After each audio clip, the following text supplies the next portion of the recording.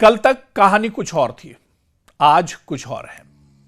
Trump कल कह रहे थे कि हम जमीनी फौज ईरान भेज रहे हैं। आज सुबह उठे तो ट्रंप ने बोला कि नहीं नहीं। ट्रंप ने बाकायदा प्रेस कॉन्फ्रेंस की, उन्होंने कहा कि हम जमीनी फौज नहीं भेज रहे हैं। पहले ट्रंप ने यह ऐलान किया था कि यह जंग महज 3 या 4 दिन चलेगी। फिर ट्रंप का बयान आता है कि असल में 4 हफ्ते भी इस जंग में लग सकते हैं। और अब ताजा बयान ट्रंप का आया है, उन्होंने कहा कि हो सकता है 6 महीने भी इस जंग में लग जाएं। तो ट्रंप कितने डरे हुए हैं या ट्रंप कितने कंफ्यूज हैं, यह दरअसल उनके बयानों से जाहिर हो रहा है।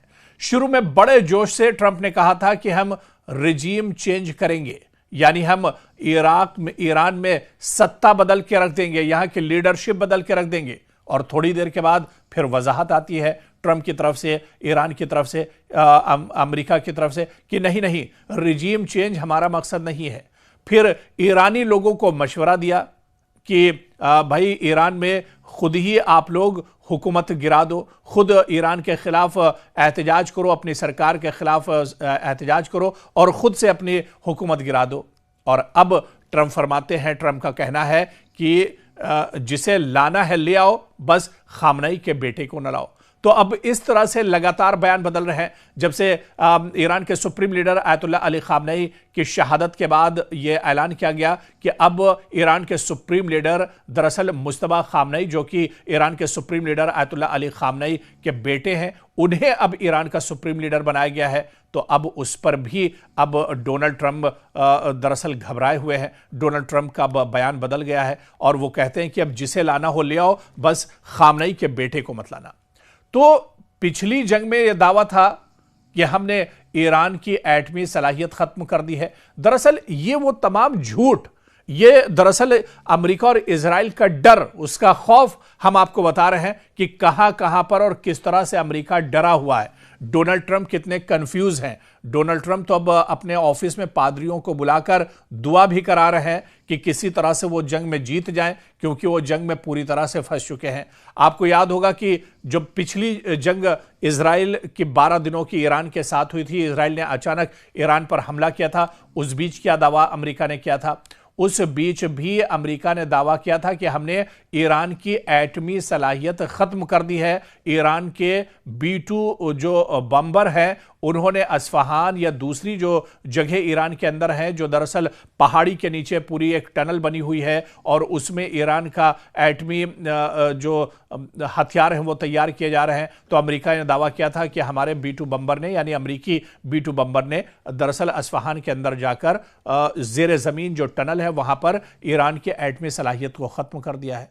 लेकिन अब नई कहानी है। नई कहानी यह है कि डोनाल्ड ट्रंप ये कहते हैं और इजराइल ये कहता है कि अगर हम ये हमला ना करते तो 2 हफ्तों में ईरान एटम बम बना लेता। तो अब इस तरह से बयान बदला जा रहा है। ये दरअसल झूठ है अमेरिका का और डोनाल्ड ट्रंप का झूठ है। और या ये कहा जाए कि ये सिर्फ एटम बम या एटमी जो हथियार और तंसीबात हैं, ये तो दरअसल बहाना है और ये झूठ भी दुनिया ने देख लिया है। आप देखिए कि कल तक प्रेस कॉन्फ्रेंस में सीना तान कर कह रहे थे डोनाल्ड ट्रंप कि हम जंग जीत रहे हैं। और आज खबर आई है कि जो पादरी हैं उनको अब एक तरह से डोनाल्ड ट्रंप के ऑफिस में बुला लिया गया है और उनसे दुआ करा रहे हैं डोनाल्ड ट्रंप कि मुझे अब ईरान कहीं ना कहीं मार देगा, यानी उनको अपनी जान का एक तरह से ईरान से खतरा हो गया है। और ऐसे में अब वो पादरियों से बाकायदा इस जंग को जीतने के लिए दुआएं भी करा रहे हैं। तो कितनी तेजी से एक डर और खौफ दुश्मन के अंदर बढ़ता जा रहा है, वो दरअसल इसे दिखाता है। और अब आप देखिए कि इस जंग को लेकर जहां पर बड़े बड़े दावे अमेरिका और इजराइल की तरफ से किए जा रहे थे कि यह जंग इतनी जल्दी खत्म हो जाएगी, ईरान को हम नेस्तो नाबूद कर देंगे, तबाह बर्बाद कर देंगे, ये सारी चीजें अब एक तरफ उठाकर और इस वक्त जो जंग का मंजरनामा है उस पर आप नजर दौड़ाइए। एक तनहा ईरान और पूरे मशरिक़ वस्ता में एक तरह से ईरान ने कोहराम मचा दिया है।